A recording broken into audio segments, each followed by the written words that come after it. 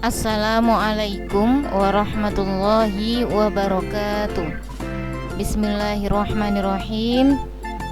Kali ini kita bertemu kembali dalam pelajaran pendidikan agama Islam, yang mana kita sudah memasuki bab 8 yang berjudul Senang Membaca Al-Quran.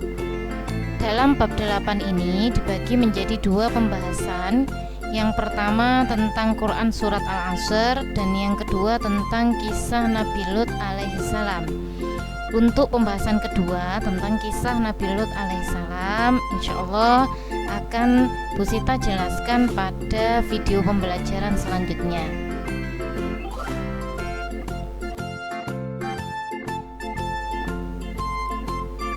Sekarang kita akan belajar bersama tentang Quran surat Al-Asr. Yang pertama adalah lafadz Quran surat Al-Asr. Akan saya bacakan, silakan anak-anak menirukan baik ayat maupun artinya. Kita mulai dari bacaan ta'awudz terlebih dahulu. A'udzu billahi minasyaitonir rajim. Bismillahirrahmanirrahim. Wal 'asr, demi masa. Innal insana lafi khusr, sesungguhnya manusia itu benar-benar dalam kerugian.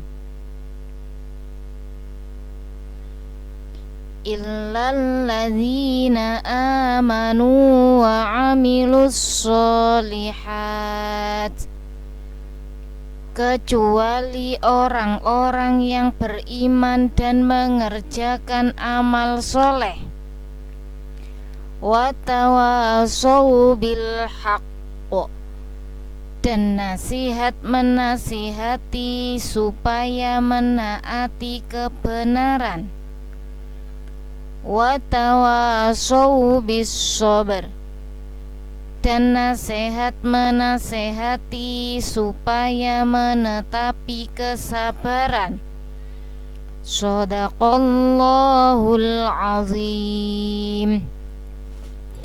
Baik anak-anak, untuk ayat ketiga sengaja memang Bu Sita penggal ayatnya menjadi 3 kalimat, karena untuk memudahkan anak-anak dalam menghafal Quran surat Al-Asr beserta terjemahannya. Mengingat ayat 3 ini artinya atau terjemahannya cukup panjang, dan supaya anak-anak lebih mudah memahami artinya, makna kandungan dari Quran surat Al-Asr. Untuk penjelasannya coba kita perhatikan ayat demi ayat. Yang pertama, wal asri, artinya demi masa. Masa itu sama dengan waktu. Sama dengan waktu. Innal insana lafi khusrin, sesungguhnya manusia itu benar-benar dalam kerugian. Berarti manusia itu dalam keadaan merugi. Apakah semua manusia dalam keadaan merugi? Tidak. Ini ada pengecualian diterangkan di ayat ketiganya.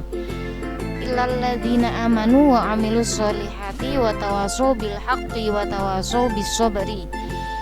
Jadi orang yang tidak merugi adalah orang-orang yang beriman. Yang pertama itu, dan yang kedua orang yang mengerjakan amal soleh, dan yang ketiga orang yang saling menasehati dalam kebenaran, dan yang keempat orang yang saling menasehati untuk menetapi kesabaran. Hanya orang-orang itulah yang tidak dalam keadaan merugi. Selain itu, manusia benar-benar dalam keadaan merugi.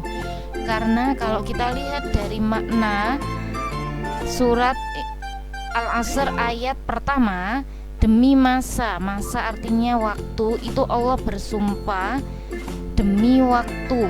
Jadi orang yang diperuntukkan bagi orang-orang yang benar-benar peduli akan waktu, disiplin tentang waktu.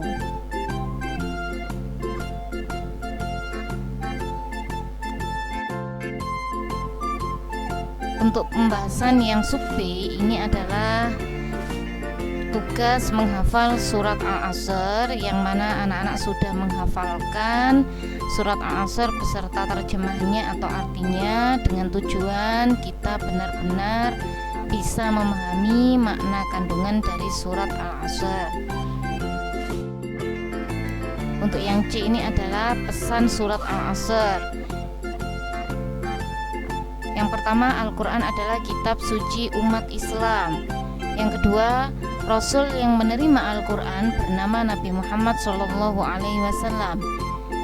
Nabi Muhammad SAW menerima wahyu kitab suci Al-Quran melalui malaikat Jibril. Jadi anak-anak, Nabi Muhammad menerima Al-Quran itu melalui perantara malaikat Jibril. Jadi tidak langsung diturunkan kepada Nabi Muhammad, akan tetapi melalui perantara seorang malaikat yang bernama malaikat Jibril. Kemudian oleh Nabi Muhammad disampaikan kepada seluruh manusia. 4. Ilmu yang mempelajari cara membaca Al-Quran dengan baik dan benar disebut ilmu tajwid. Pasti anak-anak yang sudah mengaji di rumahnya pernah mempelajari ilmu tajwid. Ilmu tajwid itu ilmu yang mempelajari tata cara membaca Al-Quran dengan baik dan benar. Kemudian untuk huruf Al-Quran itu disebut huruf hijaiyah, sedangkan tanda bacanya itu disebut dengan harokat. Untuk tempat keluarnya huruf hijaiyah dari rongga mulut disebut makhraj. Ini yang perlu anak-anak ketahui dan benar-benar dipahami untuk ilmu tajwid, huruf hijaiyah, harokat, dan makhraj.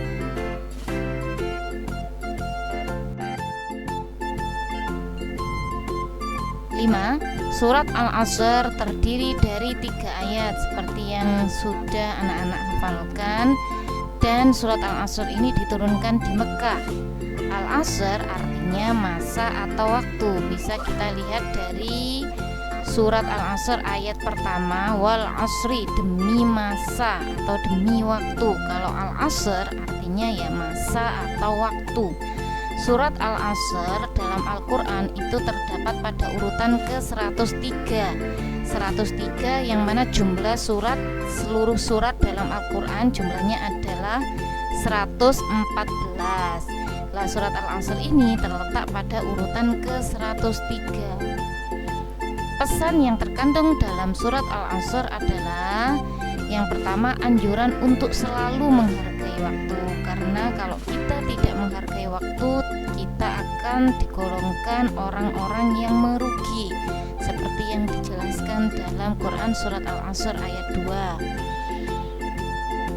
Orang yang tidak rugi adalah orang yang beriman kepada Allah. Yang kedua, orang yang beramal soleh. Dan yang ketiga, orang yang selalu menasehati untuk kebenaran dan kesabaran. Hanya 3 orang inilah yang dianggap Allah tidak dalam keadaan merugi. Surat Al-Asr menerangkan tentang manusia harus memiliki sikap disiplin menghargai waktu agar hidupnya tidak merugi. Manusia harus beriman kepada Allah Subhanahu wa Ta'ala. Beriman kepada Allah harus ditunjukkan dengan amal soleh. Dan yang keempat, manusia sering berbuat salah dan lupa, maka harus saling menasehati tentang kebaikan dan kesabaran.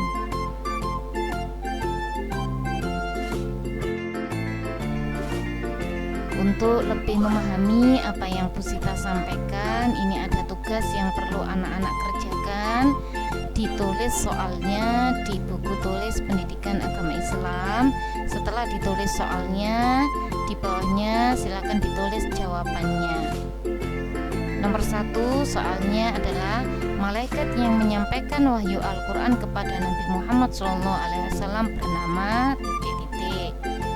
2. Tanda baca Al-Quran disebut dengan titik-titik. Yang ketiga, hati menjadi tentram adalah manfaat rajin membaca. Yang keempat, surat Al-Asr berada pada urutan keberapa dalam Al-Quran. 5. Surat Al-Asr menerangkan agar kita menghargai apa. 6. Innal insana lafi titik-titik. Itu silakan anak-anak melanjutkan bunyi ayatnya. 7. Semua orang rugi kecuali orang yang beriman dan titik-titik. 8. Wa tawassaw bil haqqi wa tawassaw bis sabr.